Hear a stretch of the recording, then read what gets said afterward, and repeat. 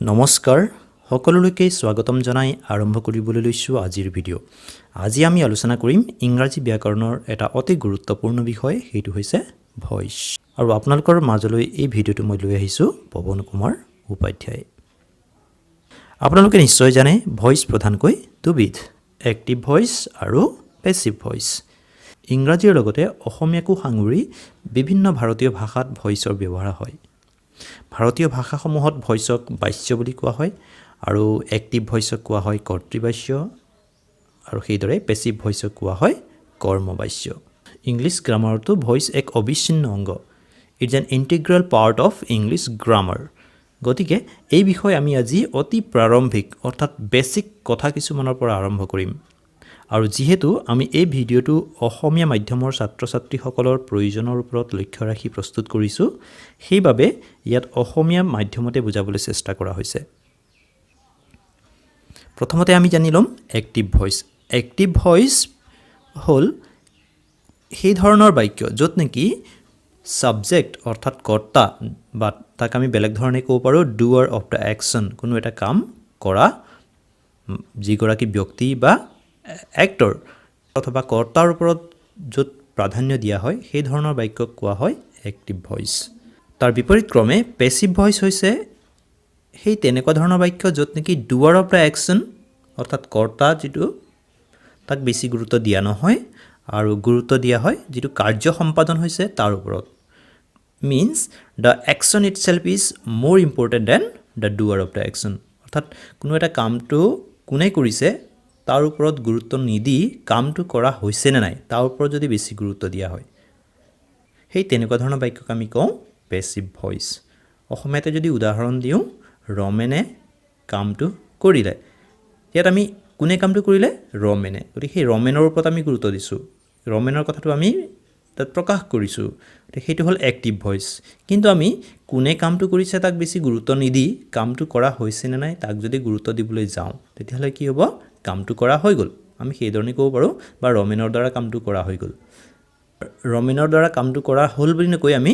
চমুকৈ ক'ব পাৰোঁ কামটো কৰা হৈ গ'ল। আমি তাক ৰমেনৰ ওপৰত বেছি গুৰুত্ব দিয়া নাই, বা কামটো কৰা হৈছে নে নাই তাৰ ওপৰত বেছি গুৰুত্ব দিছোঁ। কোনে কৰিছে, ৰমেনে কৰিছে নে বেলেগ কোনোবাই কৰিছে তাক বেছি গুৰুত্ব দিয়া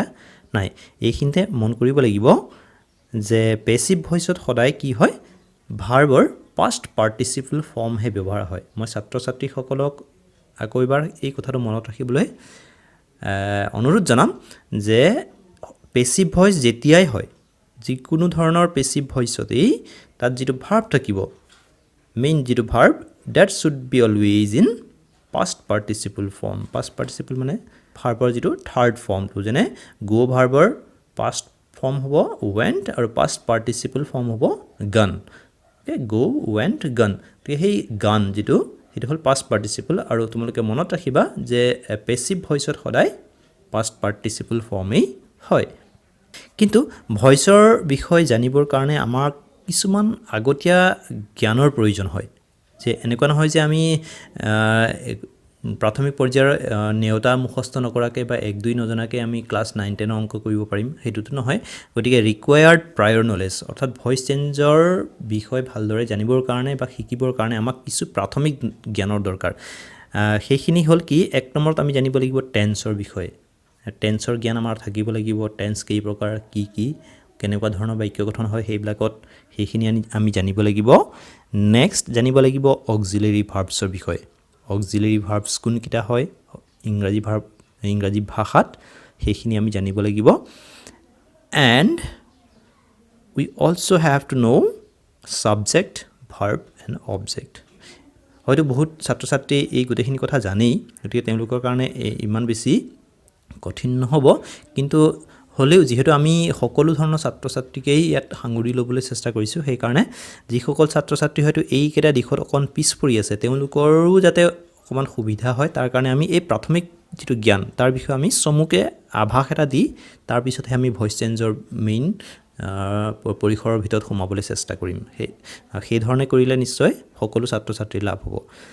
গতিকে টেন্সৰ 3টা ভাগ আছে, সকলোৱে জানে। গতিকে প্ৰেজেণ্ট, পাষ্ট এণ্ড ফিউচাৰ। গতিকে প্ৰতিটো ভাগৰে 4টাকৈ ছাব কেটেগৰী আছে। যেনে প্ৰেজেণ্ট টেন্সৰ চাৰিটা সাব ক্যাটেগৰি কি হ'ব present indefinite present continuous present perfect and present perfect continuous Similarly, past tense চাৰিটা ভাগ হ'ব past indefinite, past continuous, past perfect and past perfect continuous. আৰু future tense future indefinite, future continuous, future perfect and future perfect continuous. এইখিনি ছাত্ৰ-ছাত্ৰীসকল তোমালোকে হয়তো মনত পেলাবলৈ সক্ষম হৈছাই বা বহুতখিনি ছাত্ৰ-ছাত্ৰী ইমানখিনি জানেই গতিকে যিসকলে পাহৰি গৈছিল তেওঁলোকৰ কাৰণে মই মনত পেলাবলৈ চেষ্টা কৰিছোঁ নেক্সট আমি জানিব লাগিব অক্সিলাৰি ভাৰ্বছ অৰ্থাৎ সহায়কাৰী ক্ৰিয়া যিবিলাক ভাৰ্বে বাক্যত ইংৰাজী ভাষাত বাক্য ৰচনা কৰাৰ ক্ষেত্ৰত সহায় কৰে বেলেগ ভাৰ্বক সেই তেনেকুৱা ভাৰ্বক কোৱা হয় অক্সিলাৰি ভাৰ্বছ আমি অক্সিলাৰি ভাৰ্বক কেইটামান কেটেগৰীত ভাগ কৰিব পাৰোঁ কিছুমান শ্ৰেণীত আমি ভাগ কৰিব পাৰোঁ ফৰ এক্সাম্পল এক ধৰণৰ অক্সিলাৰি ভাৰ্ব আছে যাক কোৱা হয় বি ভাৰ্বছ কোনকেইটা be verbs am is are was and were these are called be verbs next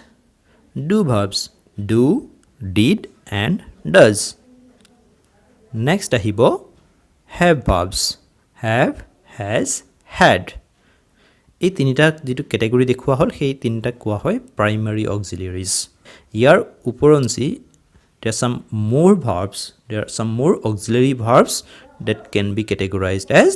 modal auxiliaries যাক নেকি আমি modal auxiliary বুলি ক'ব পাৰো সেইবিলাক হল can could shall should will would may might must need dare ought used to আমি আগবাঢ়ি যোৱাৰ আগতেই ছাত্ৰ-ছাত্ৰী সকলক এই অক্সিলাৰি ভাৰ্বছখিনি মনত ৰাখিবৰ কাৰণে অনুৰোধ জনাইছোঁ তেওঁলোকে যদি হাতত কাগজ কলম আছে এইখিনি লিখি ল'বৰ কাৰণে মই অনুৰোধ জনাইছোঁ বা এইখিনি ইয়াৰ পৰা লিখি নললেও তেওঁলোকে যিকোনো ধৰণৰ ইংৰাজী গ্ৰামাৰৰ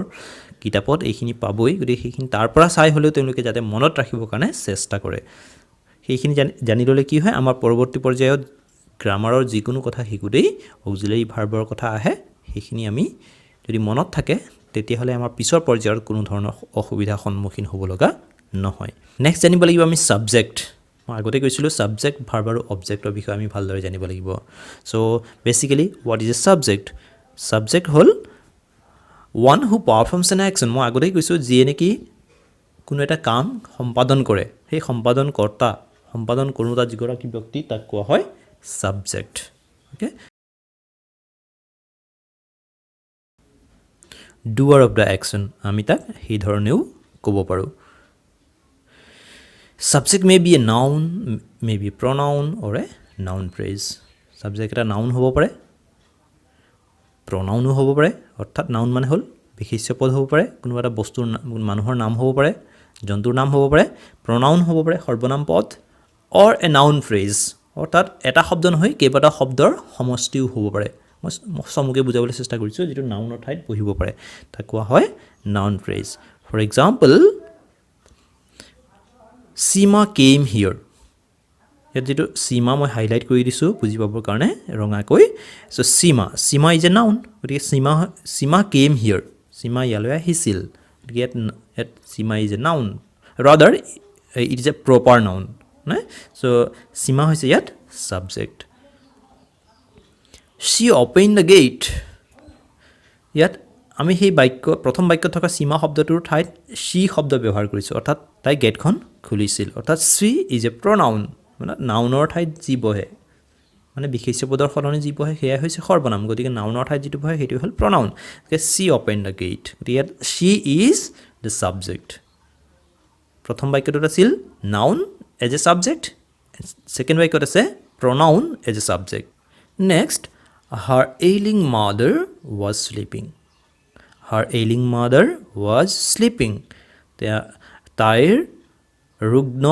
মাতৃ শুই আছিল অৰ্থাৎ সীমাৰ ৰুগিয়া মাক শুই আছিল যেনিবা মানে ইয়াত her ailing mother যেটো হাইলাইট কৰা হৈছে is a noun phrase সেই গোটেইখিনিয়ে হ'ব সাবজেক্ট ইয়াত অকল her টো সাবজেক্ট নহয় বা অকল mother সাবজেক্ট নহয় ইয়াত সাবজেক্ট বুলি ক'লে কোনটো সোমাব সো কোনখিনি সোমাব her ailing mother is a noun phrase and the whole noun phrase is subject ইয়াৰ পিছত আমি জানিব লাগিব অবজেক্টৰ বিষয়ে so what's an object An object is the person or a thing affected by an action performed. অৰ্থাৎ কোনো এটা কাম কৰা হোৱাৰ পিছত সেই কামটো যাৰ ওপৰত সম্পাদন কৰা হৈছে সেই বস্তুটো বা সেই ব্যক্তিগৰাকী হ'ল object. An object may be a noun, pronoun or a noun phrase, just like a subject. Subject যি ধৰণে noun, pronoun বা noun phrase হ'ব পাৰে সেইদৰে objectটো এটা noun, pronoun বা noun phrase হ'ব পাৰে. For example, they invited Raju, we saw you. অৰ্থাৎ প্ৰথম বাক্যটোত they invited তেওঁলোকে ইনভাইট কৰিছিল কাক ইনভাইট কৰিছিল Raju is the object we saw you আমি তোমাক দেখিছিলোঁ অৰ্থাৎ প্ৰথম বাক্যটোত the object is a noun but in the second sentence the object is a pronoun অৰ্থাৎ ইউ বা কেতিয়াবা অবজেক্ট এনেকুৱা হ'ব পাৰে everybody liked the brown leather coat ইয়াত অবজেক্ট কোনটো যিটো হাইলাইট কৰা যিটো ফ্ৰেজ আছে There is a noun phrase, the brown leather coat. এই গোটেইটোৱে হ'ল অবজেক্ট গতিকে যিহেতু ভইচ চেঞ্জ কৰোঁতে অবজেক্টৰ যথেষ্ট কথা আহে গতিকে তোমালোকে এই অবজেক্টনো কেনেকৈ বাছি উলিয়াব পাৰি সেই কথাটো জনা উচিত মই তোমালোকক কিছুমান টিপছো দি আছোঁ for example to find A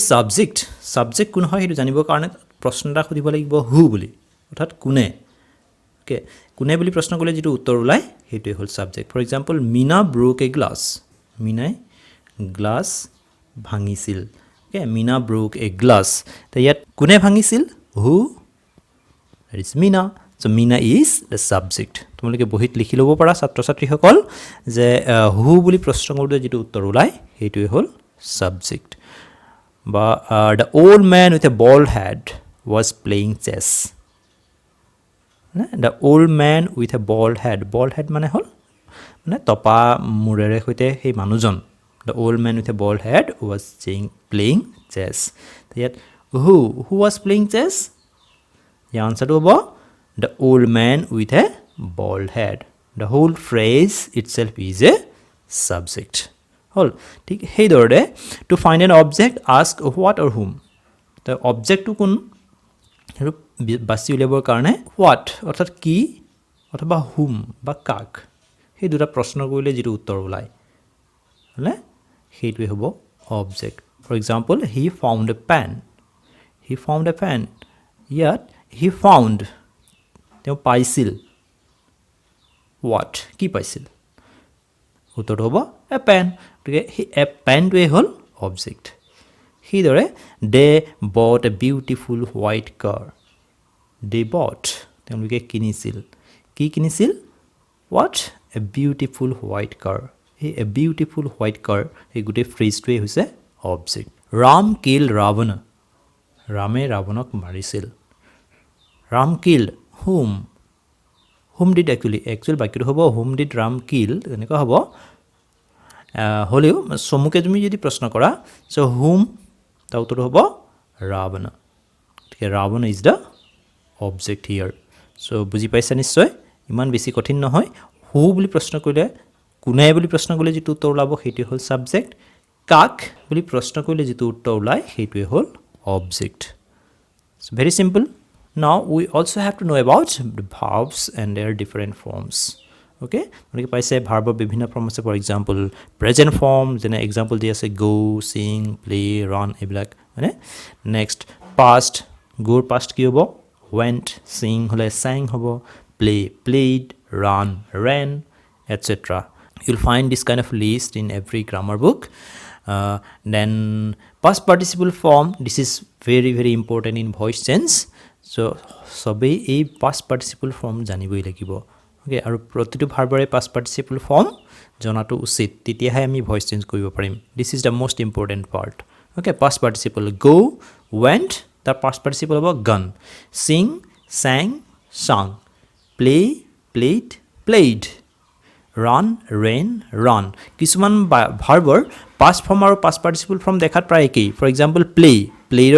past হ'ব played past participle played okay কিন্তু আমি বাক্যৰ গঠন চাই কনটেক্সট মতে এটো past নে past participle আমি তেতিয়া ধৰি উলিয়াব পাৰিম okay এতিয়া কথা হ'ল ভাৰ্বৰ একচুয়ালি ফৰ্ম থাকে 5টা okay there are 5 different forms of a verb আৰু আমি সাধাৰণতে গ্ৰামাৰৰ কিতাপত তিনিটা ফৰ্মই পাওঁ present past and past participle but there are 2 more forms like present participle হেতু হ'ব going go হলে going this is called present participle sing হলে singing হ'ব present participle play হলে playing হ'ব present participle run hole running হ'ব it is present participle form of these verbs so present participle form আছে আৰু তাৰ লগতে আৰু এটা ফৰ্ম আছে হেতু হল s বা es form যেটো নেকি present indefinite formত টেন্সত ইউজ হয় যেনে go হলে goes হ'ব sing হলে sings play plays run runs see sees drive drives etc কিন্তু আমাৰ এই শেষৰ দুটা ফৰ্ম ইমান বেছিকে মনত ৰখাৰ প্ৰয়োজন নাই কাৰণ সেইবিলাকত খালি আমি ing বা s বা es লগাই দিলে হৈ যায় আৰু সেই কাৰণে আমি গ্ৰামাৰ কিতাপত অকল তিনটা ফৰ্ম হে দেখিবলৈ পাওঁ ওকে ইমান মুখস্থ কৰাৰ প্ৰয়োজন নাই বাকি দুটা এই তিনটা কিন্তু আমি মনত ৰাখিবই লাগিব basic rules of changing the voice na so basic rules ot ami kisman prathomik rule kisman janibo lagibo heblak hol object of an active voice takes the position of a subject and subject becomes an object eta kotha hol je active voice ot jitu object thake that object becomes a subject in passive voice actually it goes to the subject position it is subjects or position la gusi jay mane agole gusi ahe aru jitu active voice jitu subject asil he subject to goi passive voice ot কোনোবা এটা প্ৰিপজিশনৰ object হৈ যায় okay সেই অবজেক্টৰ আগত কিবা এটা প্ৰিপজিশন থাকিব পাৰে বেসিক্যালি বাই প্ৰিপজিশন থাকে ওকে যেনে ৰাজু ডিড দ্য ওয়াৰ্ক হলে the work was done by Raju এই যেটো প্ৰথম সাবজেক্ট আছিল ৰাজু হি পিছত গৈ অবজেক্ট পজিশনত বহিল কিন্তু তাৰ আগত বাই প্ৰিপজিশন এটা আহি গল আৰু কিছুমান ভাৰ্বৰ ক্ষেত্ৰত বাই নবহি বেলেগ কিবাও বহিব পাৰে হেতু আমি পিছত আলোচনা কৰিম for example Madhav makes a toy It is a very simple sentence of present indefinite simple present tense or sentence da so Madhav makes a toy ma shobdo tinda beleg ke disu subject verb and object actually yet subject hol Madhav verb hol makes and object is toy okay Madhav makes a toy so kunai boli proshno kole jitu uttor labo who te hobo Madhav that is the subject and Madhav makes Madhav banai ki banai what a toy to hol object now in passive this is a active voice sentence okay this is a sentence in active voice here passive voice ot ki hobo a toy subject position la jabo agole ahil a toy is made by Madhav hole the object to subject position la ahil aru Madhav jitu subject asil hi object or position la gol okay কিন্তু ভাৰ্বৰ অলপ কিছু পৰিৱৰ্তন হৈছে সেই বিষয়ে আমি এতিয়া বিতংকে নকওঁ ইয়াৰ পিছত আমি ক'বলৈ গৈ আছো কিন্তু মই প্ৰথম ক'বলৈ যোৱা বিষয়টো হ'ল যে অবজেক্ট আহে সাবজেক্ট পজিশনলে আৰু সাবজেক্ট টু যায় অবজেক্টৰ পজিশনলে ইয়াত মেক্স টু গুছি ইজ মেড বাই কিয় হ'ল হেতু আমি অলপ পিছতে ডিসকাস আৰু দুই নম্বৰ কথাটো হ'ল যেটো নেকি আমি খুব ভালদৰে মনত ৰাখিব লাগিব যে ভাৰ্ব ইন আ পেসিভ ভয়েসৰ যেটো verb that verb should always শব্দৰ ওপৰত গুৰুত্ব দিছো be in the past participle form এটো মই অলপ আগতেও কৈছিলো যে ভাৰ্বটো সদায় past participle formতই বহিব লাগিব পেসিভ ভয়েসত মনত ৰাখিবা পেসিভ ভয়েসত ভাৰ্বটো বহুত ছাত্ৰ-ছাত্ৰী হেতু পাহৰি যায় ওকে বহুতে পাহৰি যায় কেতিয়াবা হেকাৰণে সম্পূৰ্ণ উত্তৰটো ভুল হৈ থাকে For example, Rajesh sings a song. Yar jitu verb ase sings moi highlight koi disu. Rajesh sings a song. Yar passive hole ki hobo?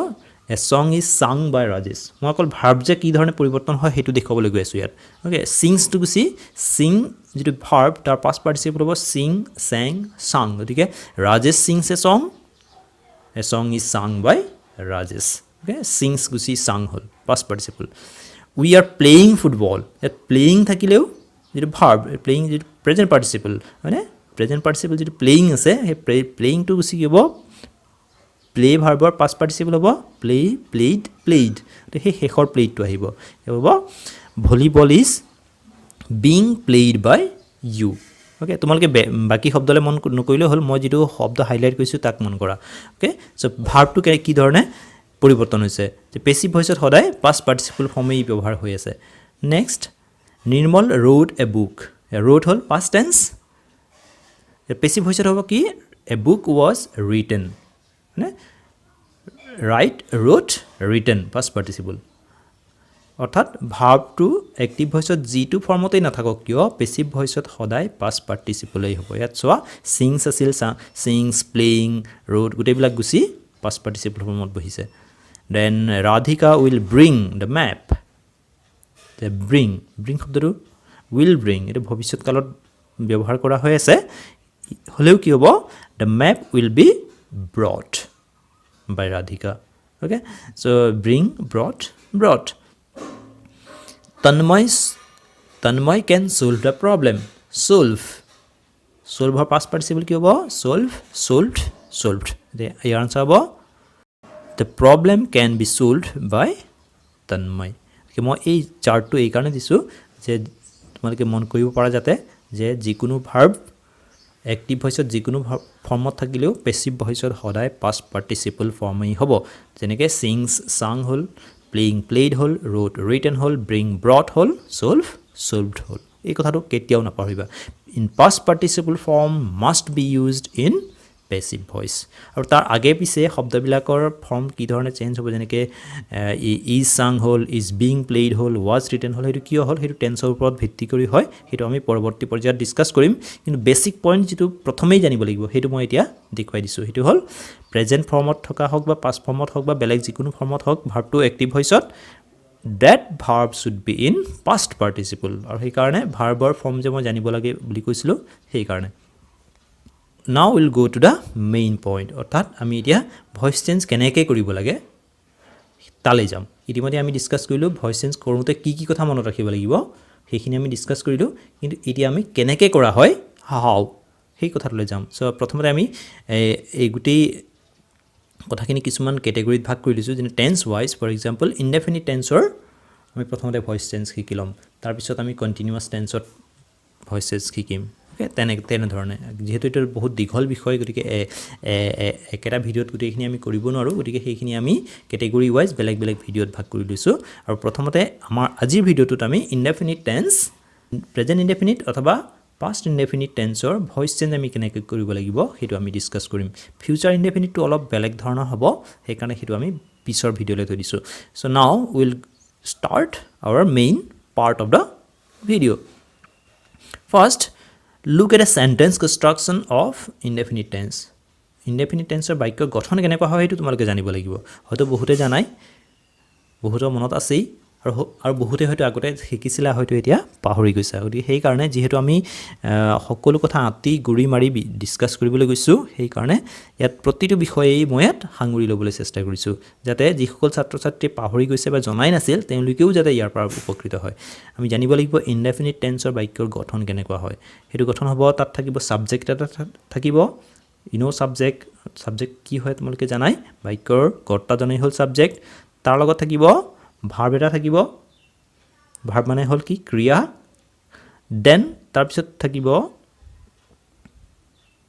an object very simple অকল তিনটা শব্দ থাকিলেই এটা ইনডেফিনিট টেন্সৰ বাক্য গঠন হৈ যাব পাৰে আনকি কিছুমান সেন্টেন্সত অবজেক্ট নাথাকিবও পাৰে অনলি দুটা ওয়াৰ্ড দিও বাক্য গঠন কৰিব পাৰি okay so subject and verb these are important object is not that much important কিন্তু যেহেতু ভয়েস চেঞ্জ কৰোতে অবজেক্টৰ প্ৰয়োজন হয়ই গতিকে সেই কাৰণে আমাৰ ভয়েস চেঞ্জৰ লেসনত আমি অবজেক্টটো সাঙুৰি লৈছো ওকে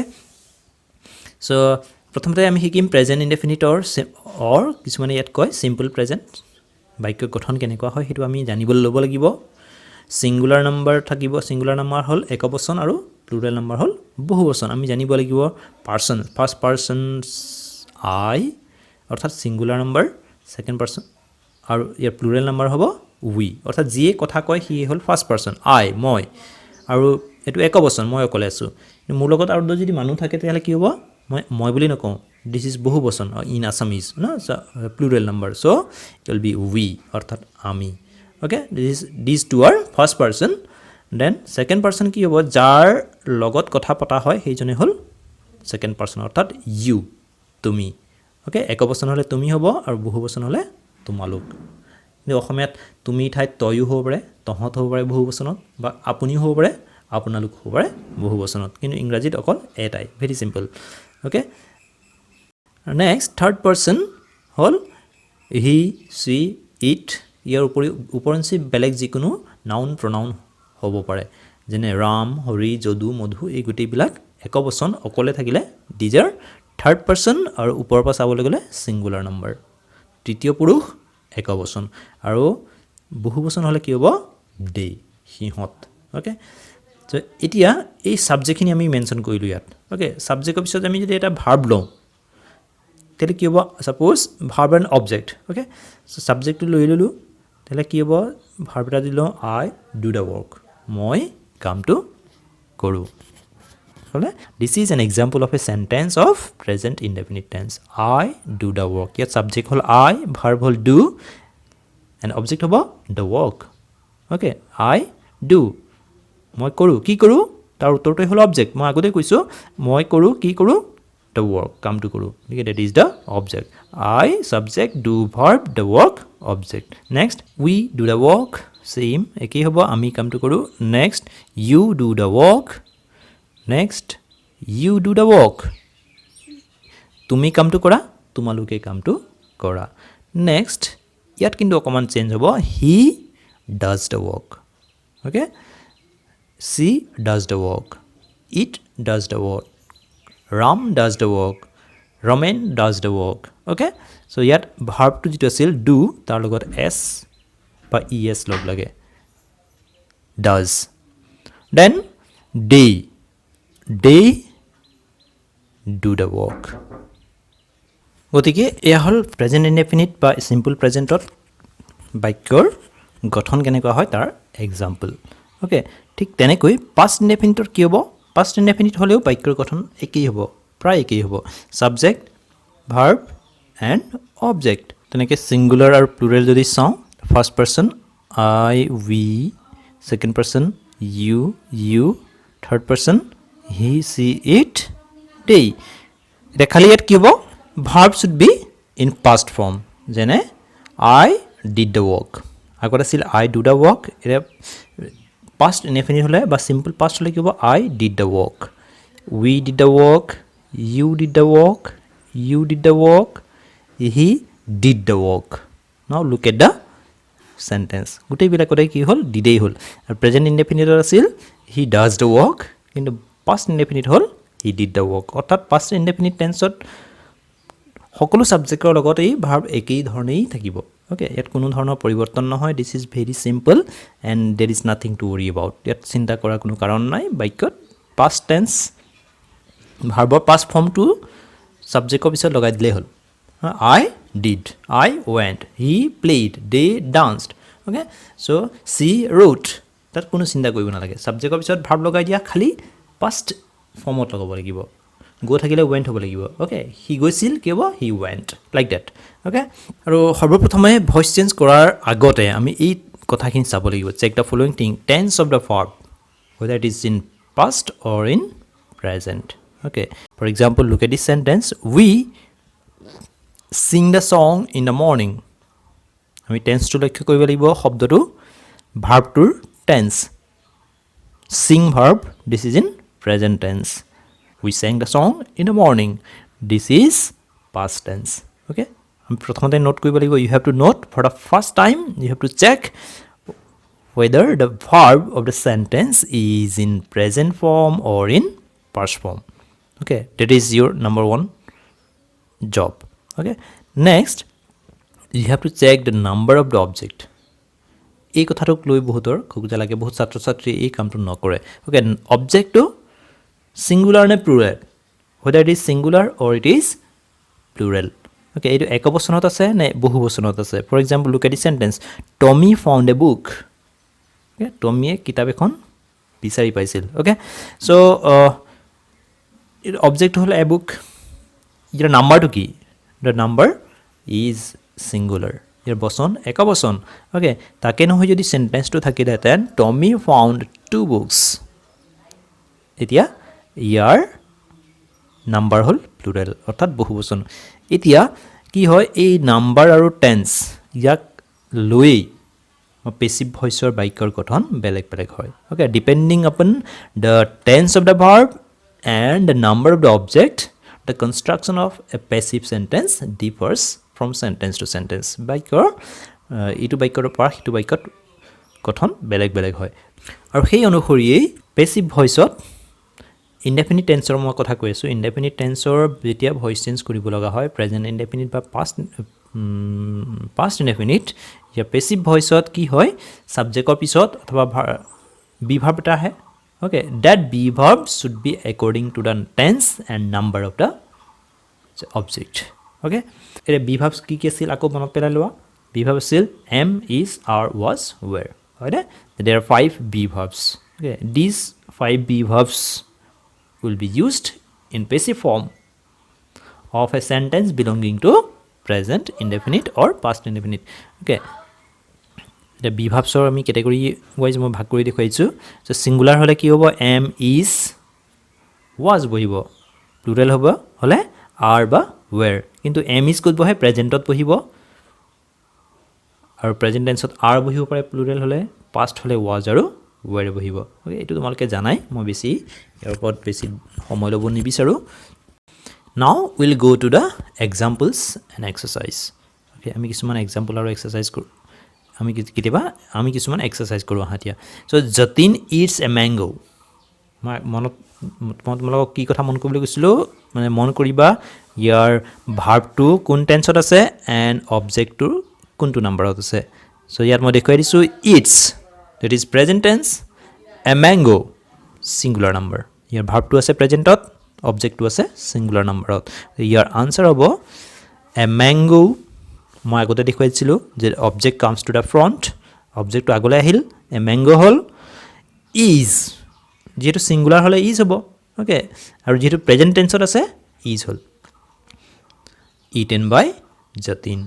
আৰু eat verb or past participle ei বহিব মই আগতে কৈছো there should be past participle a mango is eaten by Jatin okay তাকে নহয় সেন্টেন্স তো যদি থাকিলহেতেন Jatin eats 2 mangoes তো প্রেজেন্ট টেন্সতে আছে eats কিন্তু ইয়াত নাম্বাৰটো বেলেগ হল আগতে ছিল a mango এতে হল mangoes প্লুৰাল অৰ্থাৎ দুটা ম্যাঙ্গো তে ইয়াৰ হ'ব উত্তৰ 2 mangoes তে is হ'ব নোৱাৰে কাৰণ বহুবচনত is নহয় 2 mangoes are eaten by Jatin অর্থাৎ 2 mangoes are eaten by Jatin এই বাক্যটো যদি এই ধৰণে হয় Jatin ate a mango এটা ইয়াৰ ভাৰ্বটো হল ate কিন্তু এটো হল past tense আৰু ইয়াৰ যেটো অবজেক্ট এটো হল a mango এটো হল singular তে ইয়াৰ আনসাৰ হ'ব a mango এৰ is হ'ব নোৱাৰে কাৰণ এটো past tenseত আছে আৰু হ'ব নোৱাৰে কাৰণ এটো একবচনত আছে এটা হলে কি হ'ব a mango was eaten by Jatin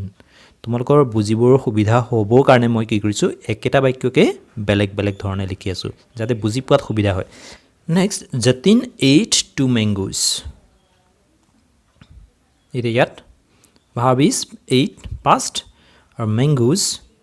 2 mangoes that is object is in plural form ইয়াত কি হ'ব 2 mangoes were যেটো past tense হোৱা কাৰণে was বা were বহিব কিন্তু একবচন নহয় যেহেতু বহুবচনত were বহিব 2 mangoes were eaten by Jatin okay তোমালোকে এই চাৰিটা বাক্য আকৌ এবাৰ ভালদৰে মন কৰি লোৱা হয়তো ভিডিওটো পজ কৰি লৈ আকৌ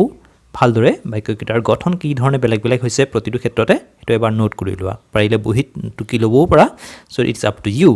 Madhu buys a pen here উত্তৰটো কি হ'ব a pen is bought যেটো প্ৰেজেন্ট ফৰ্ম is হল গতিকে যেহেতু সিঙ্গুলাৰ নাম্বাৰ আৰ হোৱা নাই okay a pen is bought by Madhu bought a pen past tense then the answer would be a pen was bought by Madhu okay Madhu buys a pen and a pencil now year object কোনটো তোমালোকে বিচাৰি উলিয়াবলৈ চেষ্টা কৰাচোন Madhu buys a pen and a pencil which one is the object এতিয়া মই আগতে কৈছিলো অবজেক্টটো বিচাৰি উলিয়াবৰ কাৰণে আমি প্ৰশ্ন খুদিব লাগিব what বা whom বুলি ওকে তোমালোকে খুদিব পাৰা Madhu buys মধুৱে কিনে কি কিনে নাও কি বুলি প্ৰশ্ন কৰোঁতে ইয়াৰ উত্তৰটো কি ওলাব Madhu buys a pen and a pencil না মধুৱে কি কিনে he buys a pen and a pencil এই গোটেইটোৱেই হ'ব object okay a pen and a pencil now এতিয়া মন কৰিবলগা কথাটো হ'ল a pen and a pencil singular নে plural it's a little bit confusing right কিছুমান ছাত্ৰ ছাত্ৰীৰ কাৰণে এইটো অলপ কনফিউজিং হ'ব পাৰে উত্তৰটো দিয়ে দিছোঁ a pen and a pencil আমি জানো একে একে দুই হয় গতিকে a pen and a pencil it is plural not singular গতিকে ইয়াৰ উত্তৰটো হ'ব a pen and a pencil are bought by Madhu Madhu bought a pen and a pencil এইটো পাষ্ট টেন্স গতিকে ইয়াৰ উত্তৰটো তোমালোকে নিজে কৰিব পাৰিবা নিশ্চয় এতিয়া a pen and a pencil were bought by Madhu a pen and a pencil were bought by Madhu. Okay. Yeah, you have to note one more thing. So pronouns may have different forms in subject and object position. আমি এতিয়ালৈকে যিখিনি বাক্য পালো তাত object পজিশনলৈ যোৱাৰ পিছতো সাবজেক্টটো পৰিৱৰ্তন হোৱা নাই যেনে for example Madhu bought a pen ইয়াত a pen was bought by Madhu. Okay, so a pen to a pen হৈ আছে মধু to মধু হৈ আছে okay কাৰণ হেবিলাক হ'ল noun but in a case of প্ৰনাউন্সৰ ক্ষেত্ৰত কি হ'ব যে সিহঁতৰ ৰূপ সলনি হ'ব পাৰে okay for example he saw a tiger he is a subject saw is verb a tiger is object a tiger was seen by him okay he as a subject he হ'ব but as an object it becomes him সেই কথাখিনি মনত ৰাখিব লাগিব he becomes him in object position okay they invite us they is subject is a pronoun invite is verb and us they invite us is again object and pronoun এটা us আমাক বুজাইছে আমি আমাৰ নামটো দিয়া নাই আমাৰ নামৰ সলনি আমি বুলি কৈ দিছো গতিকে that us is an object us is a pronoun so now this us will become we are invited by them okay us গুছি we হল okay আৰু they গুছি them হল কাৰণ they আৰু we হল subject okay আৰু সেই they object form হ'ব them আৰু we object form হ'ব us okay তোমালোকে এইখিনি মনত ৰাখিব লাগিব মই অলপ পিছত দি আছো কোনকেটা হলনি হয় তাৰ এটা লিষ্ট বনাই থোৱা আছে next she praises me she and me these are pronouns ইয়াত কি হ'ব I am praised by her okay pronouns মই কৈছিলে সাবজেক্ট আৰু অবজেক্টৰ মই লিষ্ট এটা তোমালোকক দিম গতিকে ইয়াত তোমালোকৰ কাৰণে মই ৰেডি কৰি থৈছো সাবজেক্ট পজিশনত থাকিলে কি হয় আৰু অবজেক্ট পজিশনত থাকিলে কি হয় গতিকে I হ'ব পাৰে সাবজেক্ট পজিশনত হেতু গলে অবজেক্ট পজিশনলৈ গলে হ'ব me I যদি থাকে by me হ'ব যদি by প্ৰিপজিশন থাকে কেতিয়াবা to হ'ব পাৰে প্ৰিপজিশন কেতিয়াবা at হ'ব পাৰে প্ৰিপজিশন কিন্তু বেসিক্যালি প্ৰায় বিলাকতে কি হয় by হয় গতিকে তোমালোকে ধৰি লোৱা I হলে by me we হলে by us you by you your কোনো পৰিৱৰ্তন নহয় he হলে by him that is object she for example she did the work was done by her it by it এটো একেই হ'ব they them that means by them and there are some sentences where we'll find phrasal verbs verb পিছত প্ৰিপজিশন থাকিব পাৰে তাৰ কাৰণে মিনিংটো বেলেগ ধৰণৰ হ'ব পাৰে ওকে মই কেইটামান এক্সাম্পল দিম বহুত ফ্ৰেজেল ভাৰ্ব আছে okay so examples like look after যেনেকৈ লুক মানে হ'ল চোৱা কিন্তু লুক আফটাৰ মানে হ'ল তাৰ অৰ্থটো বেলেগ হৈ যায় okay so call in look at look into সেইবিলাকৰ অৰ্থ ক'বলৈ যোৱা নাই মই জাস্ট এক্সাম্পল হে দিব বিচাৰিছো যাতে এই ফ্ৰেজেল ভাৰ্ব থাকিলে কি তাৰ বেছি ভয়েস চেঞ্জ কৰোতে আমি কি কথা মন কৰিব লাগিব তোমালোকে মন কৰিব লাগিব যে look after is a phrasal verb right so look after যদি পাষ্ট পাৰ্টিসিপল ফৰ্ম যেতে ইউজ কৰো আমি পেসিভ ভয়েসত লুক ভাৰ্বৰ পাষ্ট পাৰ্টিসিপল বহিব লুক লুকড কিন্তু যেটো pronoun আছে that pronoun should be used immediately after that যেনেকৈ লুক আফটাৰ আছে লুকড আফটাৰ হ'ব কল ইন আছে কল্ড ইন হ'ব okay for example I'll give a sentence Naresh looks after the patient okay Naresh he patient জনৰ কি কৰে সেৱা শুশ্ৰূষা কৰে okay so Naresh looks after the patient here hobo answer the patient is যেটো patient is singular the patient is looked after by Naresh okay এতিয়া তোমালোক কিছুমান ছাত্ৰ ছাত্ৰী এইটোক লৈ অলপ কনফিউজন পায় যে দুটা প্ৰিপজিশ্যন একেলগে বহিব পাৰে নে নহয় আফটাৰ আৰু বাই একেলগে বহিছে এই কথাটো হ'ল কি আফটাৰটো একচুৱেলি লুকৰ লগতে অহা after okay you should not be worried about that okay so' looked after by nurse next Mahesh called in a doctor. Answer ba a doctor was called in by Mahesh. Next, they look at the blackboard. Answer to kiyoba the blackboard is looked at by them. Okay, এই ধৰণে তোমাৰ প্ৰিপজিশ্যনটো ভাৰ্বৰ ঠিক পিছতে তোমালোকে থৈ দিবা তাক কোনো সালসলনি কৰাৰ প্ৰয়োজন নাই just you have to change the verb and you have to place it in past participle form okay আৰু কেতিয়াবা কি হয় there may be two objects in a same sentence in a single sentence there may be two objects okay for example he sent me a present ইয়াত ছাবজেক্ট আৰু ভাৰ্বটো আমি চিনি পাওঁ হি হ'ল ছাবজেক্ট চেণ্ট হ'ল ভাৰ্ব এই বাক্যটোত দুটা অবজেক্ট আছে কেনেকৈ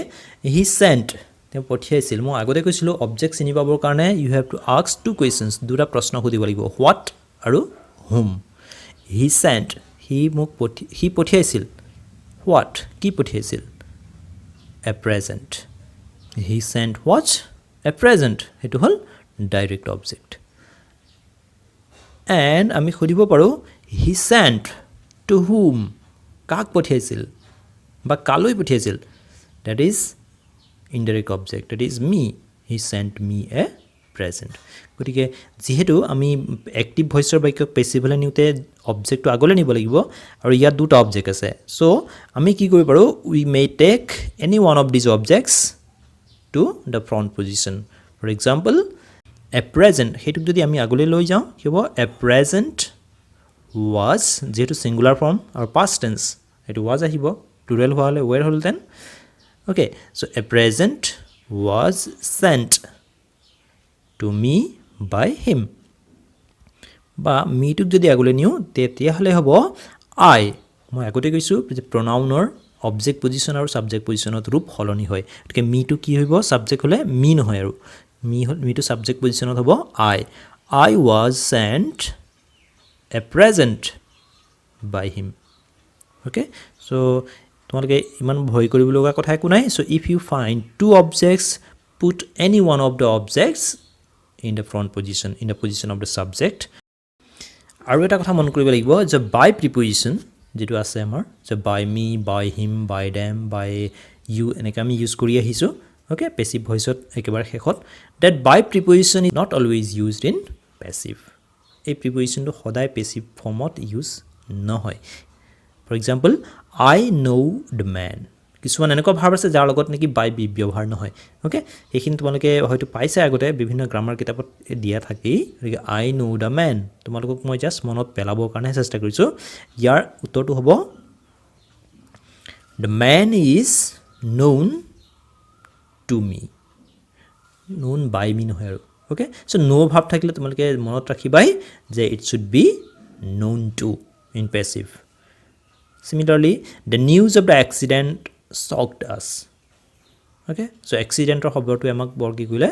shocked কৰিলে okay the here হ'ব answer we were shocked at the news of the accident okay এটো মনত ৰাখি লবা and his result satisfied his parents তেওঁৰ ৰিজাল্ট তেওঁৰ ফলাফলে তেওঁৰ পেৰেণ্টছ অৰ্থাৎ পিতৃ মাতৃক যথেষ্ট সন্তোষিত কৰিছিল এতিয়া ইয়াৰ আনচাৰ হ'ব হিজ পেৰেণ্টছ আৰু পেৰেণ্টছ হ'লে প্লুৰেল হয় okay so' his parents were satisfied with his result okay গতিকে থেংকছ ফৰ ৱাচিং এইখিনিতে মই